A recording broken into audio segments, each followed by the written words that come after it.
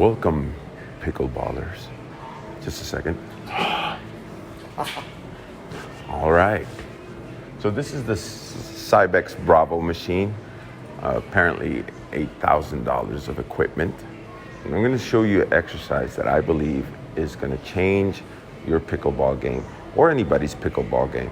First of all, we're going to take this down. This is like my custom fit, so you can find the fit that fits for you. I bring it down to 17. Wait a minute. This here.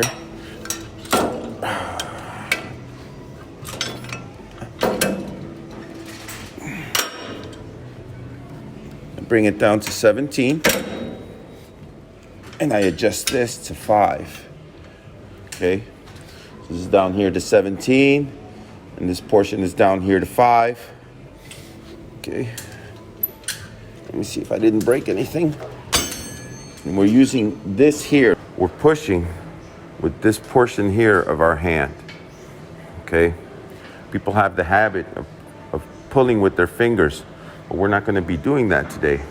We're going to be making sure that our push is with this portion, the front, if you will, or rear, whichever way you want to look at it, of your index knuckle. Okay. On the same note, our backhand is not going to be a pull. Our backhand portion of the exercise is going to be a push with the inner knuckle of the thumb. It's a push with the thumb rather than a pull with the fingers. This is serving as our paddle. So our mindset is that this is our paddle, and our movements across the exercise are conditioned to the way we position our hands in this portion. It's very important to understand that we have to focus on moving and playing with this so we can adjust accordingly. So this is our exercise portion of our demonstration.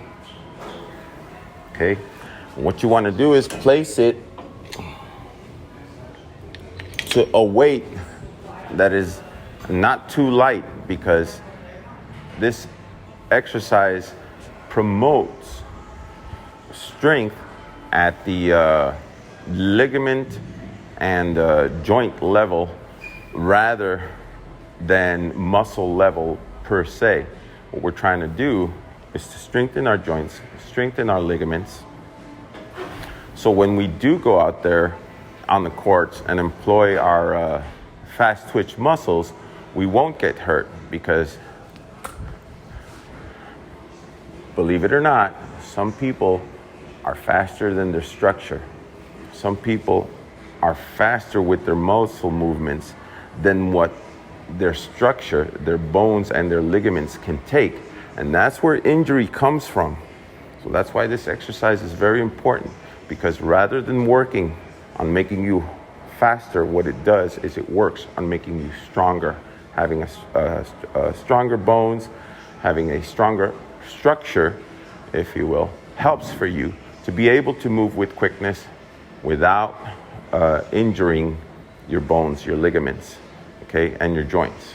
So get a nice, good, heavy weight.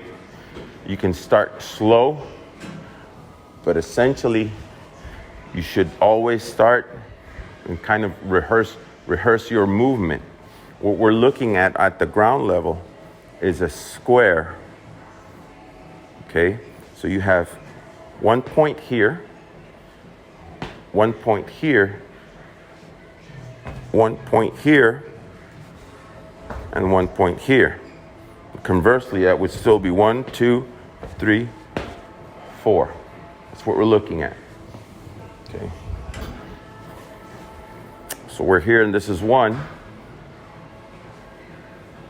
This is 2. This is 3. And this is 4. And that's your complete movement. And the way you want to perform that movement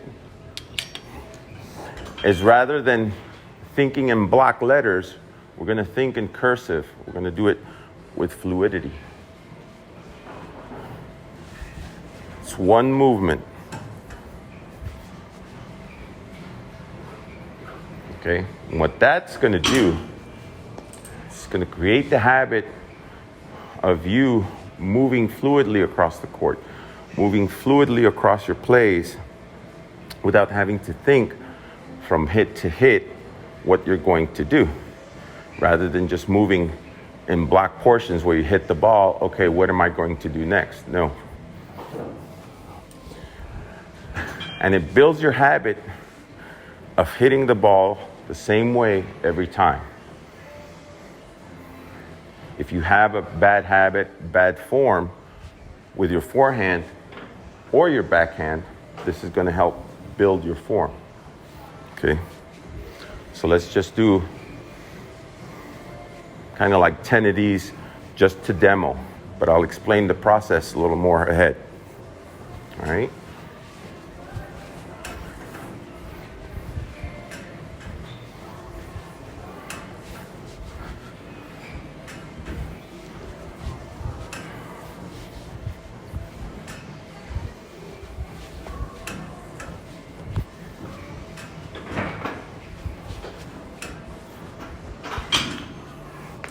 So the format that I use for this exercise is that I utilize that wall watch in case you come here to the Y, and there's one upstairs also.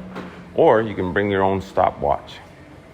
You do a minute with your right hand and a minute with your left hand. But in between those minutes, you take 1 minute rest. Okay? That means the whole entire exercise lasts 36 minutes. Okay, so you start with your right hand, 1 minute.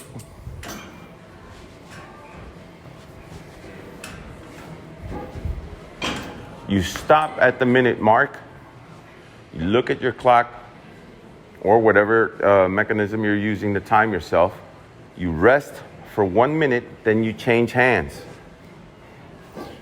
Now notice that the mechanics of your leg work is not going to change. What's going to change is your hand.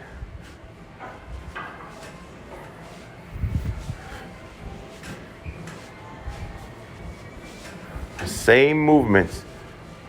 Now you may think, well, I'm only right-handed or I'm only left-handed. Why would I want to do both sides?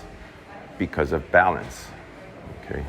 Because it helps with the mechanics in both areas, other than how it affects your brain, of course, and how you're building neural pathways to make your body be able to understand where you are in space. So this is also a very good exercise for proprioception, your movement in space and time, and how you are able to locate yourself on the floor, on the pickleball court, and deliver the hits that you want to hit.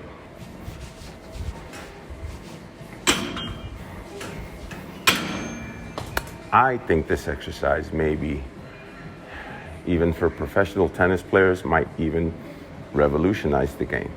Because yes, a lot of people do their own exercises, but they're not focused or centered on the physical movement that you employ on the courts. And what you really need, what our bodies really need, is an exercise that produces the same feeling, the same motions, okay, that we need to produce on the court. So it kind of doesn't make sense to just sit here and do biceps curls, do triceps curls, and then have to utilize a whole different scheme, if you will, to employ those muscles on the court. This exercise centers on focusing on those real-time movements that you'll be employing on the courts, rather than doing one thing here that's different from what you're going to do out there. Thank you very much. And that's enough from me for PKL Pickleball.